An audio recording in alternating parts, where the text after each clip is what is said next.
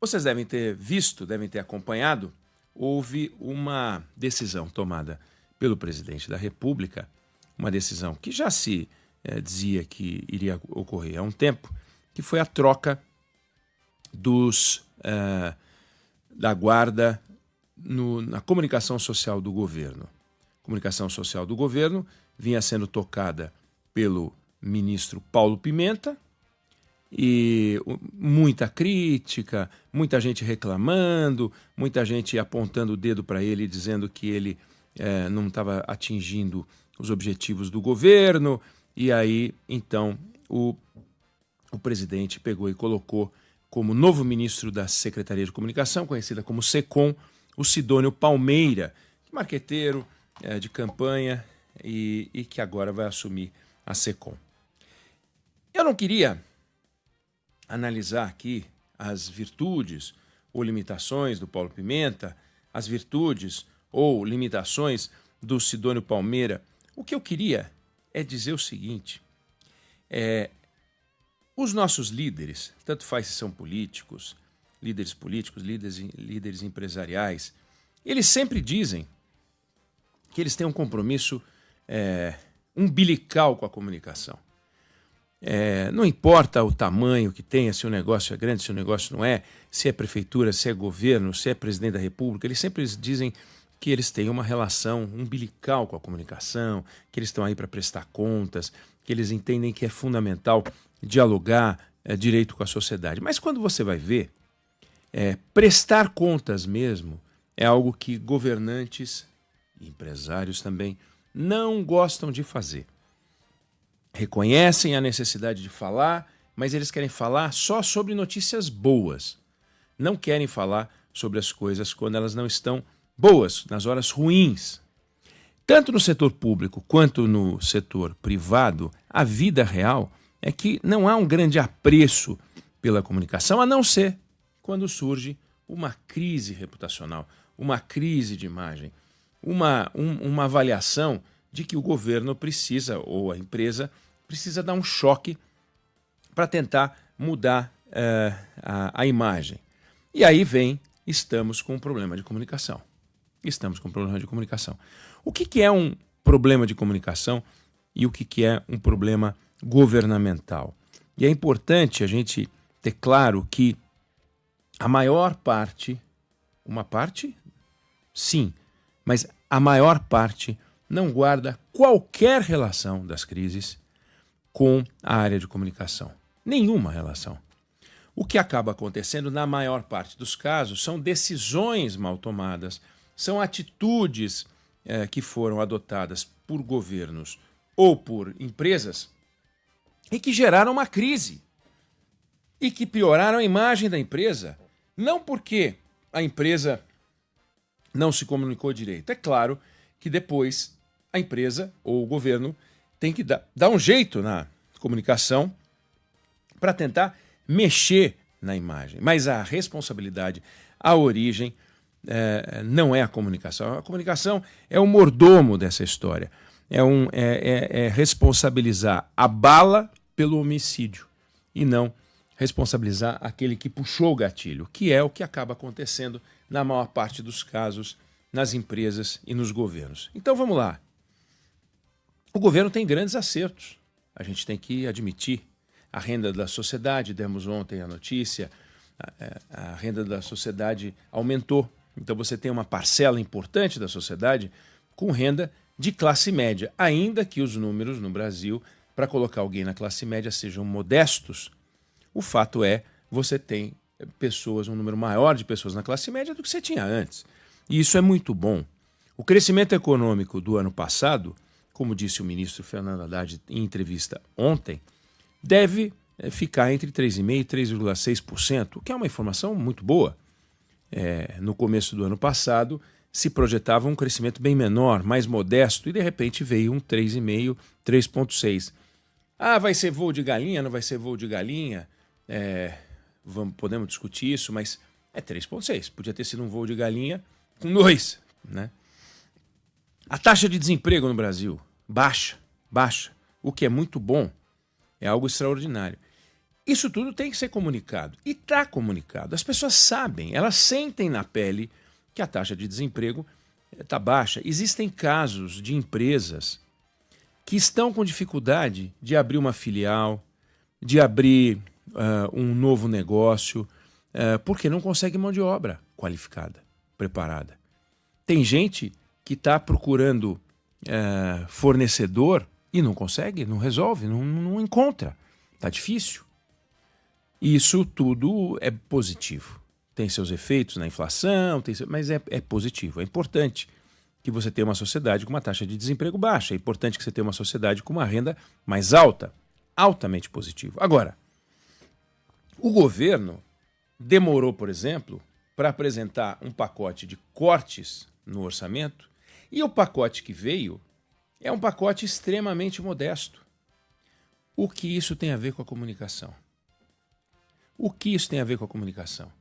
Quando o governo aumenta, ou promove, ou cria as condições para um crescimento econômico mais pujante, isso não tem nada a ver com a comunicação. Isso tem a ver com decisões que são tomadas, medidas, providências administrativas, projetos de lei que se transformam em lei, aprova isso, aprova aquilo, percepção da sociedade. Claro que tem a ver com comunicação, mas são decisões que são tomadas. Agora, quando o governo aumenta o endividamento público, isso não tem a ver com comunicação. Quando o governo vive uma desarticulação com o Congresso Nacional, isso não tem a ver com a comunicação com a sociedade. Quando o governo promete, faz um acordo para desonerar a folha de pagamento e tenta fazer uma medida provisória depois que o veto do presidente acabando com a desoneração foi derrubado pelo Congresso, apresenta uma medida provisória para voltar a onerar a folha de pagamentos, isso não tem a ver com comunicação.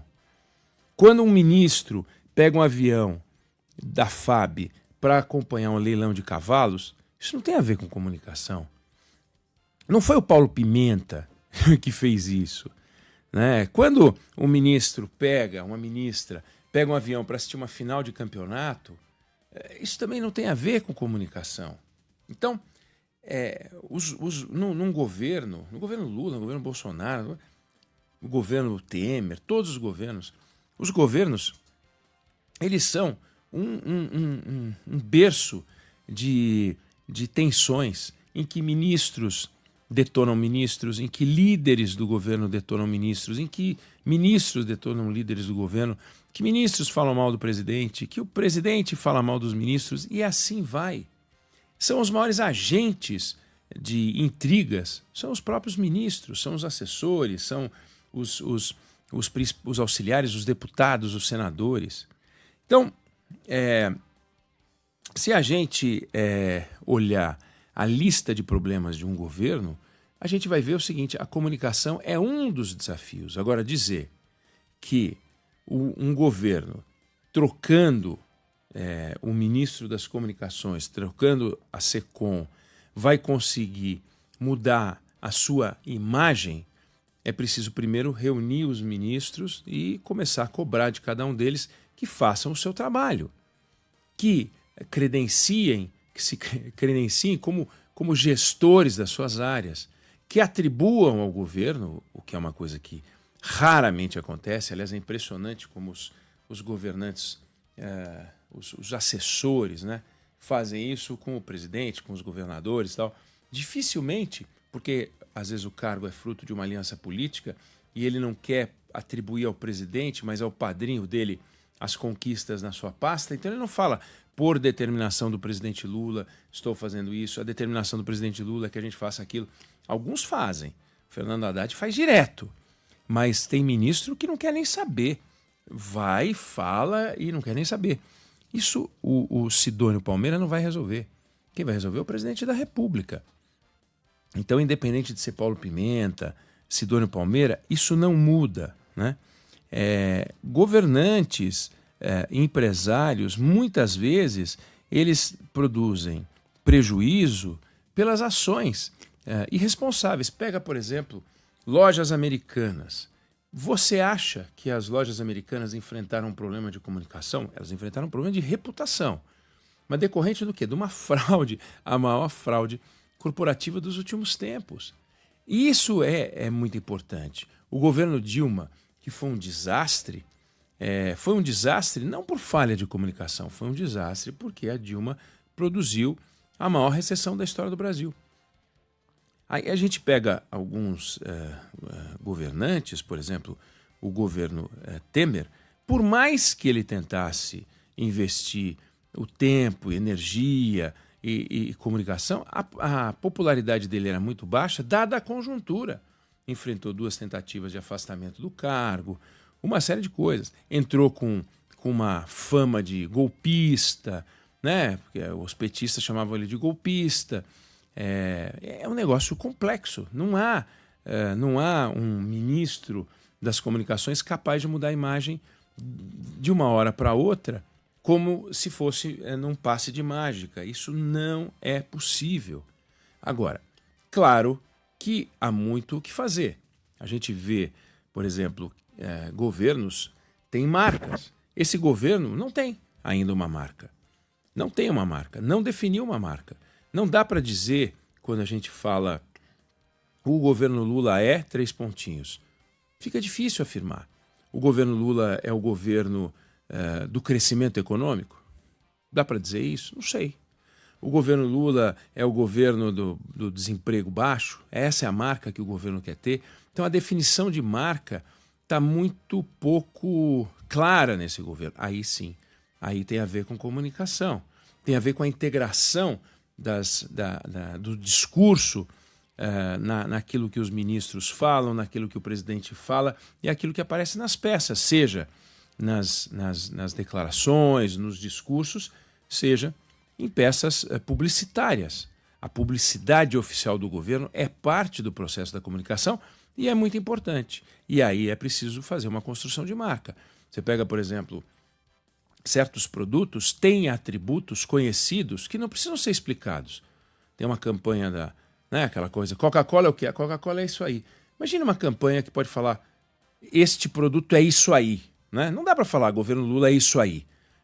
Soaria até crítico. Mas quando você fala Coca-Cola é isso aí, Coca-Cola é isso aí, olha que interessante, bacana. Por quê? Porque durante décadas ela construiu uma marca e quando fala Coca-Cola é isso aí, não está querendo dizer que é qualquer coisa. É isso aí que você conhece, é isso aí que você pensa, é isso aí que você acha, é isso aí que nós somos.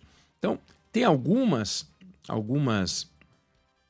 slogans, algumas peças publicitárias que conseguem ir na veia porque acertam o discurso com os atributos do produto ou do serviço ou da empresa ou do governo que a sociedade reconhece.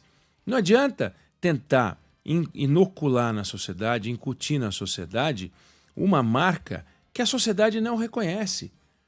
Faz uma pesquisa e o governo não é percebido com aquela marca. Não adianta querer dizer que o Lula é o governo das decisões firmes, rápidas e sólidas. Não vai colar, porque o governo Lula vive uma crise atrás de crise em função dos desafios da relação com o Congresso Nacional e todos os outros desafios, o fato de ser um governo de uma aliança muito ampla. Tem várias explicações para isso. Não dá para dizer Lula o resoluto, Lula aquele que decide sem hesitação. Não dá para colocar uma marca que as pessoas não reconhecem. Então, é evidente que tem que, primeiro, definir, entender quais são as virtudes que o governo tem, quais são os defeitos dos quais ele tem que se livrar, para poder se livrar desses defeitos e alguns defeitos que o governo não conseguir eliminar vão acompanhar a imagem do governo. Não adianta, não adianta. Então, o Sidônio Palmeira, que é um cara muito preparado, muito inteligente, ele não é capaz de fazer milagres. O Paulo Pimenta, que é controverso, também não era um zero à esquerda. Não é assim. Então sai o zero à esquerda e entra o sujeito David Copperfield, aquele mágico capaz de fazer sumir um Boeing. Não é isso que ele vai fazer. Né? Então ele precisa ter, primeiro, ser colocado para dentro das discussões importantes. A experiência mostra que empresas e governos que levam o responsável pela comunicação para a sala de decisões tomam decisões mais sábias. Mas a experiência também mostra que, na maioria dos casos, empresas e governos não respeitam a área de comunicação, a não ser quando dá problema, a não ser quando a imagem está ruim. Aí chama o menino lá da comunicação, chama a menina lá da comunicação, e aí manda fazer um press release, manda fazer um texto para ser divulgado e acabou. Agora, tomar decisões com o olhar da comunicação é importante. Ouvir o setor financeiro, ouvir o setor jurídico, ouvir, no caso do governo, ouvir vários ministros e tal, mas ter ali ao lado, à mão, os conselhos de quem cuida de comunicação. Pode não entender como é que faz um projeto de lei, pode não entender como é que tomam, como é a relação do poder, mas entende qual é o risco de uma decisão dar ruim, de dar problema. E nessa hora, essa figura da comunicação tem que estar na sala de reuniões. Isso é fundamental. Então, toda sorte ao Sidônio Palmeira, que ele consiga fazer um bom trabalho para que o governo tome decisões que possam repercutir melhor, evidente, vamos torcer para isso, porque tudo aquilo que andar melhor vai sobrar positivamente para a gente, vai ser bom para a gente, porque a gente vai conseguir tirar proveito disso como país. Eu não vou gostar de dar a notícia de que 2025 a gente vai pousar porque a galinha cansou, deu um voozinho de 3,5 e cansou. Eu não acho engraçado. Eu não sou simpático a algumas decisões do governo, a hesitação, essa coisa meio confusa do governo Lula. Agora eu quero que ele acerte muito, como eu queria que o Bolsonaro acertasse muito. E errou barbaramente em várias coisas. Teve algumas decisões importantes, sábias, mas errou demais. Foi um governo de saldo ruim. E a sociedade decidiu, tanto é que decidiu, disse, olha, você não volta agora não, nós não queremos, vamos botar o outro lá de novo, já governou 2 vezes, vamos botar ele de novo. Eu não quero que a gente pague a conta, sabe?